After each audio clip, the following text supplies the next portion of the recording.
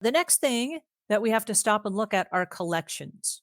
Now, collections in the house cleaning industry are a real deal, and they're a real deal because they collect a lot of dust. And so if you have collections and you're thinking about selling your house, this is something I want you to give a really serious thought to, because you may have had an entire life of collecting something and it's all over your house. But on the spur of the moment, if the realtor calls and says, "We have a prospective buyer and we're coming over in 10 minutes," are all of those knickknacks and trinkets and collectibles dusted? Because if there's dust on all of those everywhere you look, all of a sudden we have an issue, right? And they're made of all different kinds of things. I can't tell you the collections we've had. There's one of everything, and are made of wood, some are made of glass. They're not all cleaned the same.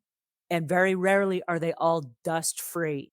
And so they are dustables, not collectibles, but dustables. And then when somebody's coming to look at the house, they're like, wow, was not very well taken care of. Another thing about collectibles, and this is something we want to pay close attention to, if you have collectibles in your home, especially if they're priceless, I don't want to leave them out if there's a walkthrough and there are going to be prospective home buyers coming in. Here's the reason why. It puts the realtor in a bad situation where if there are kids running through the house and they knock the collectibles off and the collectibles break, if they're not replaceable, you're going to be very sad if they break. And it's gonna put the realtor in a weird situation because now they're gonna have to tell you, like, "Oh, hey, I brought someone over to show your house and they broke your collectibles. Oh, those were irreplaceable." Don't put the realtor in that situation, and don't put the home buyer in that situation. Because the home buyer, if they have rowdy kids, this has probably happened. Rowdy kids that knock stuff off or that play with stuff, or maybe it, I don't know, gets chipped or cracked or whatever, maybe not completely ruined, but now they feel embarrassed and they feel ashamed because their kids got out of control. And so now they're embarrassed. You don't want to put them in that situation, especially if they're going to give you all the money for the house, right? You want them to have a seamless experience and you want them to make sure that they're feeling comfortable and not like, "Oh, I got to walk on eggshells because they have all these little fragile figurines that might topple over," right? Aaron, what are your take on collectibles and figurines?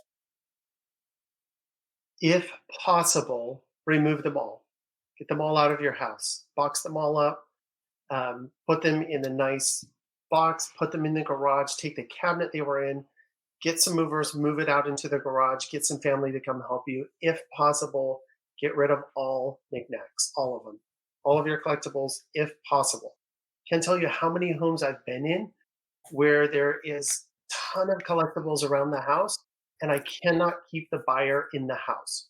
As soon as they walk in and see collectibles and see all this stuff, the conversation then goes to your collectibles, where you've traveled, different parts of the world, vacations they've been on.